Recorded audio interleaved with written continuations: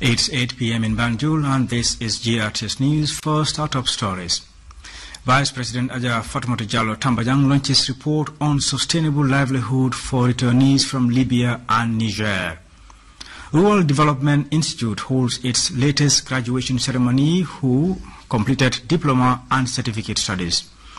The United Nations and partners join efforts in the protection of children in conflict zones. And authorities in Tunisia embark on new radical measures to prop up the country's banking sector. These and other stories coming ahead in this half hour. I am Isa Jallow. The Vice President, Her Excellency Aja Fatoumatta Jallow Tambajang, launched the report on sustainable livelihood for returnees from Libya and Niger. Uminjai has more in this report. Of the report on sustainable livelihood for migrant returnees from Libya and Niger was attended by a significant number of returnees who all sat to listen to influential speakers who deliberated on the opportunities available in the country.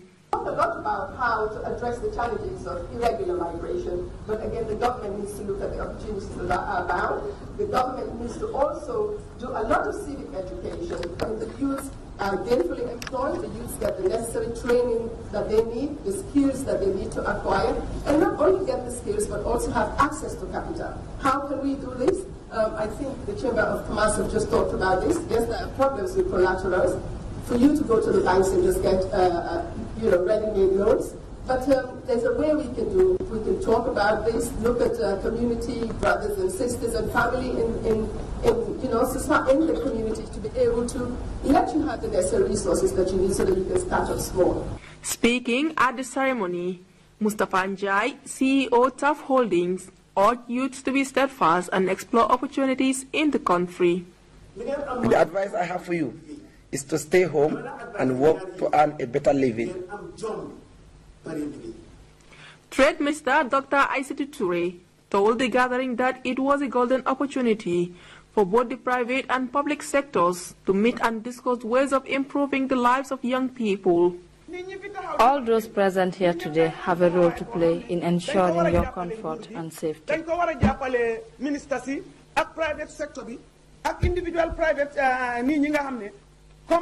have been various interventions that is hindering the advancement of business in this country. And I think, really, if we are to come up with this evidence to show that indeed people are not you don't say they're lazy, people have tried, but they have failed. Now we have seen the cause of their failure. How does government address it? Government may not give them money, but it can change the environment to help them. So I just wanted to appeal, and it formed part of a recommendation, that yes, we're here to launch today, but tomorrow the different sectors would advise government of what immediate measures to take. There are many. We can cite as many as possible. But I just came up with a registration. We at the Ministry of Trade know we need to encourage Gambians. Yes. Vice President Tambajang, while launching the report, urged young people to desist from embarking on the perilous journey to Europe through the Sahara Desert. She also called on the youth to take advantage of the available opportunities in the country. We have to explore the opportunities in the country.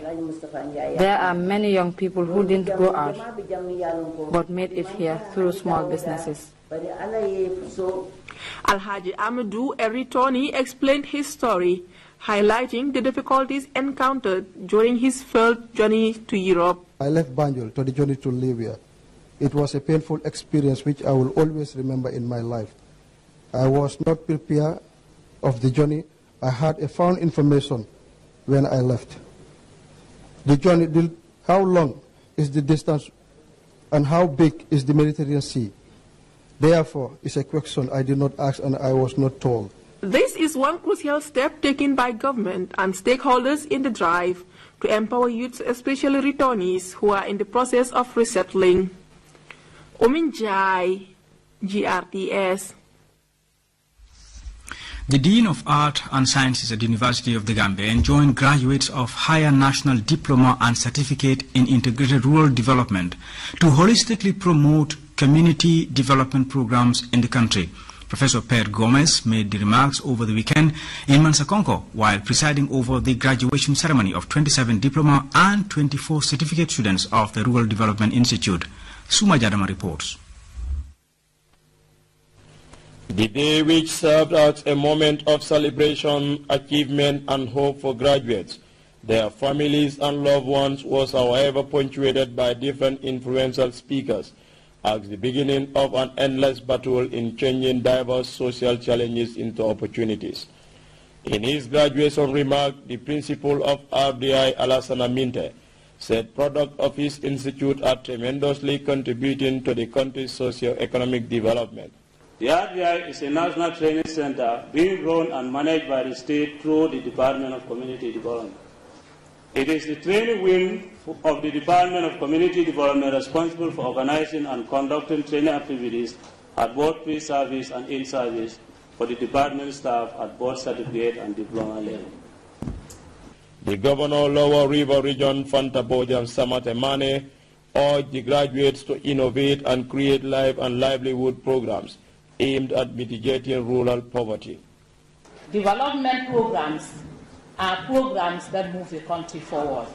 And if you people are lucky to be part of those programs today, I think you have done a good thing, not only for LRR, because I know these students are not from this region alone.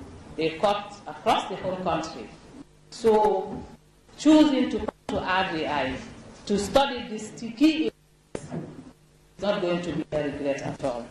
The Director, Department of Community Development, Buba Juf, revealed that national priority plan underway to transform RDI into a first-class center.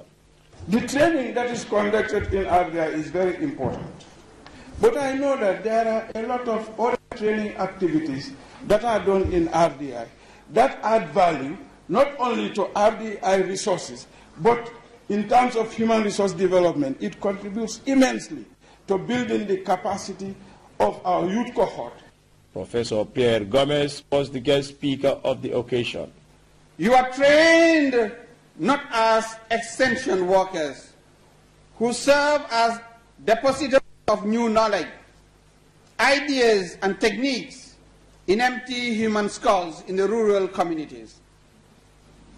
Rather, you are among the lucky few who have benefited from the kind of education and training that is required for social change among the poorest of the poor. Gomez described community development workers as champions of people-centered programs with the potential to improve household income in rural communities and as well eradicate discrimination and inequality amongst people. If you fulfill this role effectively and efficiently, you would have contributed immensely not only to the socio-economic changes required in isolated rural communities, but also to the indispensable enlightenment of the vulnerable rural population. Certificates and awards were presented to outstanding students and staffs, which saw Deborah Mendy and Yusufa Sedili as the best outstanding graduates for the certificate and diploma program respectively. If it were not for you, some of us would have not continued. Encouragement from family back home and those that are with us they have been very supportive. We're saying thank you very much. Meanwhile, the ceremony also witnessed the handing over of sanitary items to the management of RDI by members of the 2008-2010 class of the Institute under the leadership of Lamin S.L. Dabo. Suma Jadama reporting for GRTS.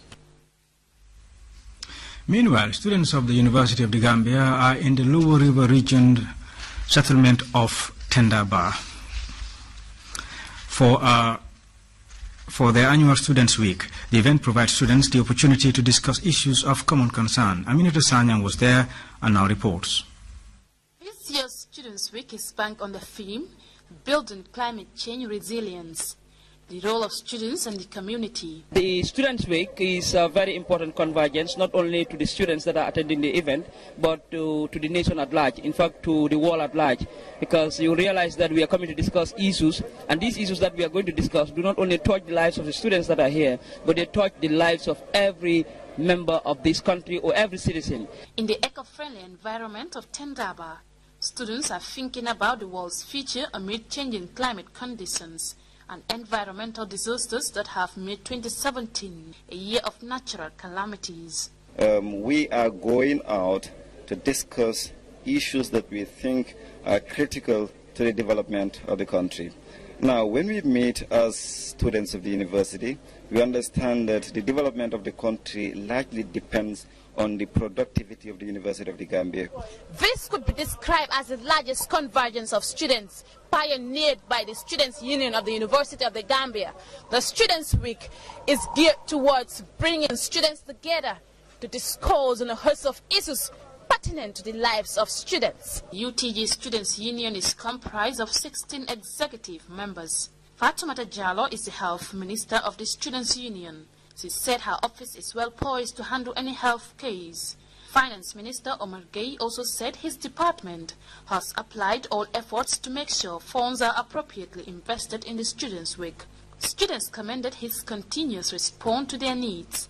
The Vice Chancellor, Dr. Mohamed Fakir Anjum, said his door is always open for students of the University of the Gambia. My love and concern for students have always been paramount throughout my 40 years career as an academician and administrator.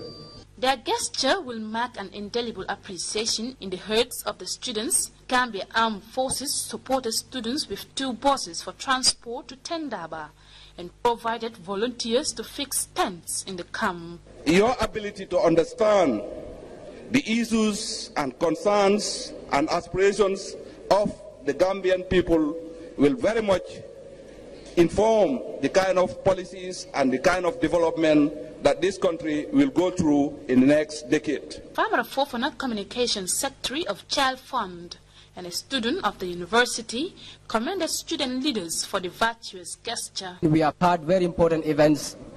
We tend to look at those living in rural Gambia. So I think this is a massive step, getting this event away from Banjul, even though there have been Students' Week, but usually they are held in provincial centers.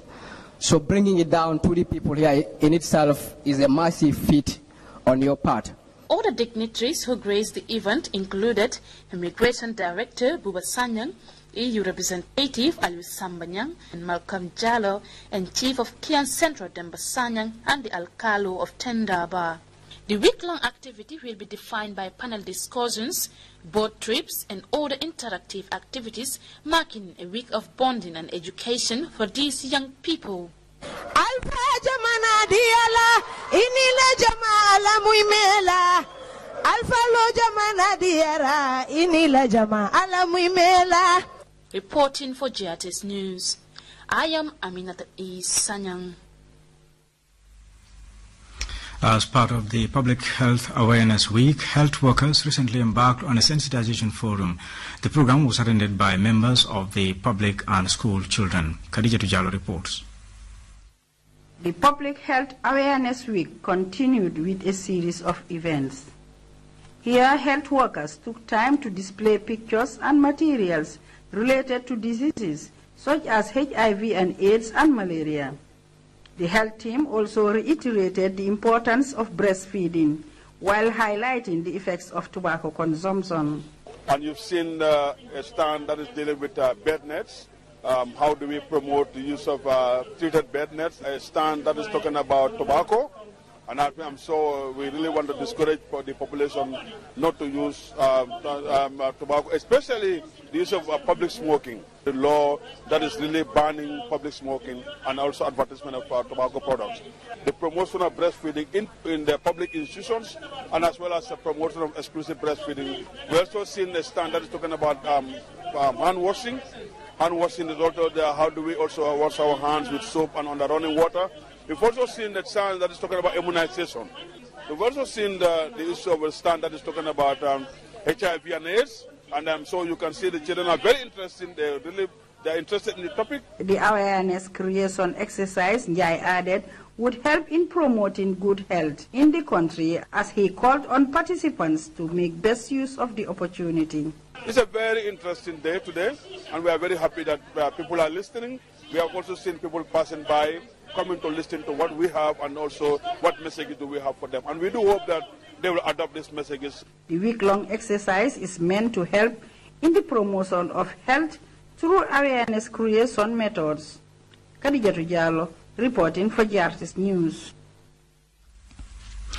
The Ministry of Foreign Affairs, International Cooperation and Gambians Abroad of the Republic of the Gambia vehemently denounces the remarks made by the President of the United States of America, Donald Trump, describing African nations as shithole countries at a meeting with lawmakers in the White House on Thursday, 11th January 2018. A media release from the Foreign Ministry says the government of the Gambia is appalled by the remarks and find it unacceptable that a president of a country regarded by many as one of the most tolerant and democratic countries in the world would utter such racial slurs, such disappointing remarks. The release adds, comprises the core values of tolerance and democracy. The government of the Gambia therefore calls on President Trump to withdraw his remarks and give a fitting apology to the African continent and Haiti. 8 young people have recently completed a 5-day training in ISO Lead Auditors course. The training was organized by the Standard Bureau in collaboration with the Youth Empowerment Project. Sedu Kamara has more. The 5-day program was joint efforts of the Standard Bureau and the Youth Empowerment Project, meant to impact auditing skills in young people. According to officials, the training, among a series of other activities, is part of the Memorandum of Understanding signed between the Standard Bureau and the International Trade Center. The important thing here is that we are having youth as forming the core of this group, which means we have people who would for a long time be available in the country to really provide the needed capacity when it comes to auditing and even implementing these international standards with our respective organizations, both public and private. Of course, it's a good opportunity to your team find and Erica, considered as one of the most recognized auditing organizations for auditor with around more than 60,000 auditors around the world in 100 countries. This training is aimed at installing high specialized auditing skills on the most widely used international standard for quality management to an initiative core of youths. Through the year, we are looking at different interventions, but mainly in terms of entrepreneurship development. We are looking at tourism, we are looking at fashion and design, we are looking at ICT, but also in terms of agriculture as well.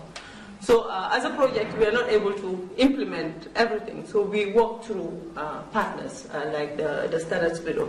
And I'm sure you would also appreciate in all of these area sectors that I have mentioned, quality is very important, standards is very important.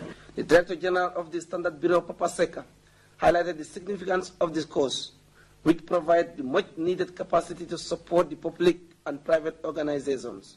As published by ISO, which means that now anybody, from consumers to enterprises, no matter how small they may be or how big they may be, even government agencies can access this standard wherever they are in the Gambia.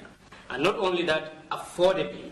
Binta Jallow, on behalf of the participants, thanked the organizers for the opportunity given to them and assured that the knowledge gained will be used judiciously. This will not only help us in our individual institutions, but also the whole country at large. We want to assure you that we will try our level best to implement this in our institutions and then make sure that other enterprises too will implement it. And then in the long run, we will not go outside looking for lead auditors, but rather we will have competent youths within the country to be conducting this auditing, within ourselves.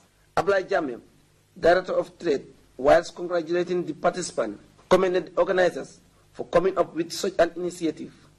Mr. Jammeh acknowledged the importance of the training, which he said is a priority to the Ministry of Trade as it contributes to the sustainability of the Gambia economy. This capacity building activity directly addresses two key objectives of the Youth Empowerment Project, among others. These are to provide skills building, training, and support programs to young entrepreneurs to improve their competitiveness and performance, and to raise awareness about skills training and development for youth. After a successful completion of the program, beneficiaries are urged to promote and maintain a high managed auditing standard in their respective workplaces. Saidu Kamara, GRTS News. Popular comedian Kitabu has received a major boost courtesy of Gambia Talent Promotion, an online media outlet. The group presented a cash amount to the comedian to enable him improve his work. By Ibrahim Cham reports. The award-winning comedian, who is ranked among the Gambia's most talented actors, is one of the many beneficiaries of the Gambian Talents Promotion GoFundMe initiative. The drive is to facilitate donations to improve the production of the theatre group. Sheikh Omar Sawane, president of Screen Actors Guild of the Gambia, stated that the film industry needs a lot of financial help to ensure its viability. This is something which is long overdue. This is something that we have been crying for. So for Gambian Talent Promotion to come up with this initiative, I think it's a welcome idea, and we are looking forward to other people to come on board as well to support. Siaka Fadera, Senior Research and Document Officer at the National Center for Arts and Culture, thanked the online media group for stretching their hands to empower a talented Gambian actor. From the Ministry of Tourism and Culture right down to all the line departments, we are all in this, that we will support whoever is trying to create something to contribute to a quota in national development. NCSG alone cannot do it. And then we are facilitators, we are administrators. But you people on the ground should come together and organize yourself. I am in sympathy of Kitabu's situation, where he said, you make people laugh, but you go home with nothing, and then which is very sympathetic. Kitabu Fati, the beneficiary, said he couldn't thank the donors enough and was grateful to each and every one that donated with the intention of promoting Gambian talents. When I called Pa Osman, I told him about my constraint to purchase some of the materials I need for online programs and other things. From that day, he created a GoFund page for me, and Gambians all over the world came out and support, and I'm very happy. What I will say is Gambians still now let's come together and support our own. The actor was finally handed over a check for $10,000 with a music video and mini recorder. For GRTS News, I'm Ibrahim Cham. And now to sports. Saint Chaba United are the champions of the Brufut Football Championship. The Brufut side scored the only goal in the final against rivals Wulinkama. Saidu Kamar reports.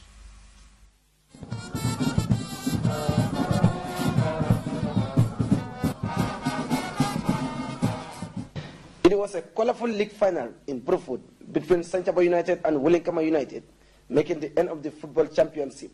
Saint Chaba United dominated the early part of the game, with Wulinkama struggling to cope with their opponent's forward play. After several missed opportunities, Saidu Sambu of Saint Chaba United scored to give his side the lead in the 36 minutes of the first half. Wulinkama battled back, but could not find an equalizer. Saint Chaba United held onto their lead and won the Brufut League Championship. I am right now over the moon. I am extremely excited. Why? Because this has taken a long time since the Sanjaba part of Brufut experienced such a victory. On behalf of Sanjaba United, I am thanking them. And again, the message is let them never give up, let them not stop where they are right now. That's the level. Let them keep pushing, let them keep supporting us, because football is all about that. You need to have people behind you to give you the courage in order to deliver on the pitch. My boys, they did well, they played well. For me, I was not even think that we will reach at this final. Why? Because of the team I present. Yeah, they are young, talented players. They really played well, and they play as a team. They defend as a team. They attack as a team. But unfortunately, we are not about to score a goal. My overall assessment of the tournament, especially this final, is on the high side.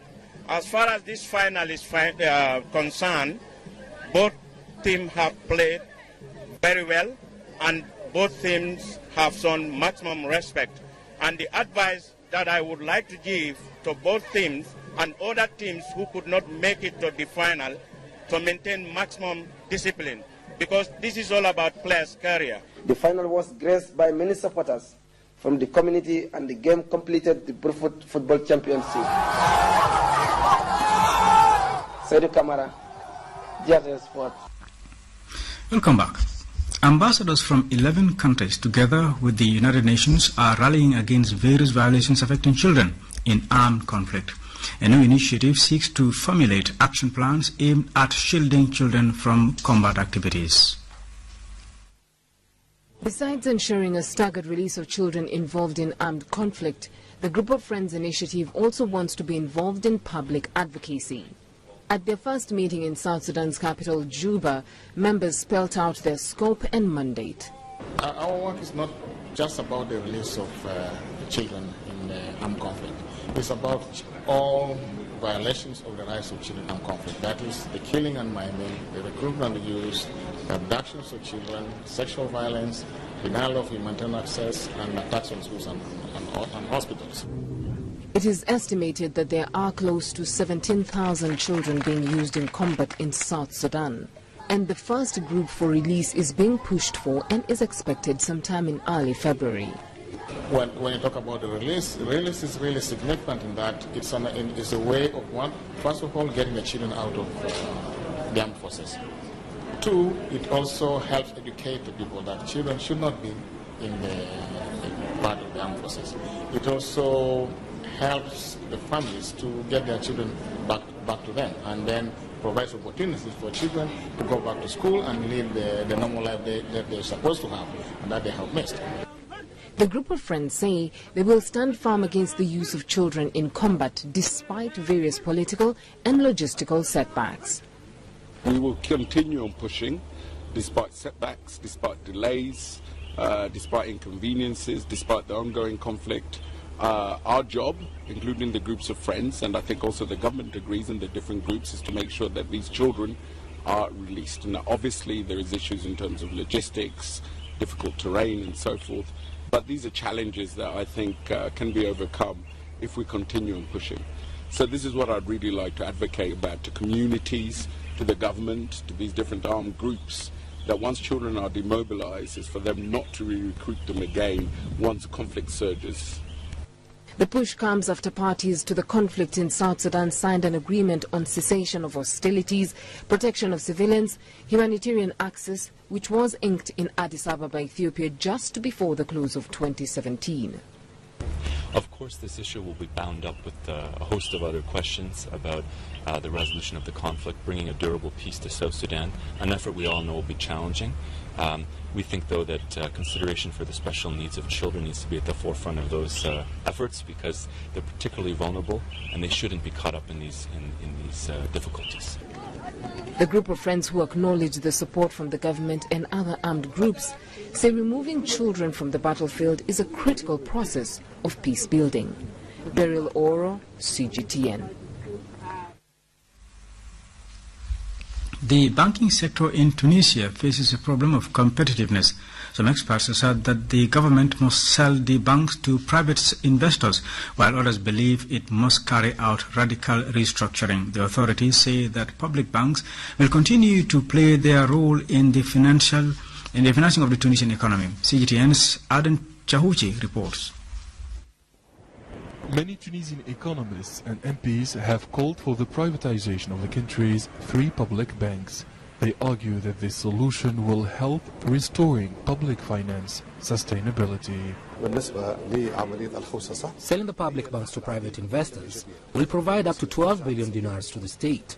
This sum represents 1/3 of the 2018 state budget. It will put an end to the economic crisis. It will also guarantee the economic efficiency of the banks in the future. The opposition has rejected the project, denouncing what is described as a surge in privatization. Only public banks can take high risks. Every country in the world has at least one public bank. We must improve corporate governance and ease rules for public banks. The system is crippled by laws, unlike in the private sector. The finance minister said during a hearing session at Parliament that the government is restructuring the public banking sector. Rida Shelhoum added that the country's 3 public banks will continue to play their role in financing the Tunisian economy. Restructuring began with the recapitalization of these banks. The state does not currently plan to sell the public banks that will continue to operate in order to ensure the success of their restructuring programs and show the public's capital ability to achieve positive results. For decades, the public banks have financed the country's economy. 36% of the commitments and credits granted in this field belong to these public credit institutions. Now experts agree that the restructuring plan is an urgent economic reform in Tunisia. The Tunisian authorities have made it a priority to reform public banks. The Prime Minister's advisors assert that it is only one of about a dozen reforms involving... And before we take leave of you, a recap of the day's main stories. Vice President Ajah Fatoumata Jallow Tambajang has launched a report on sustainable livelihood for returnees from Libya and Niger.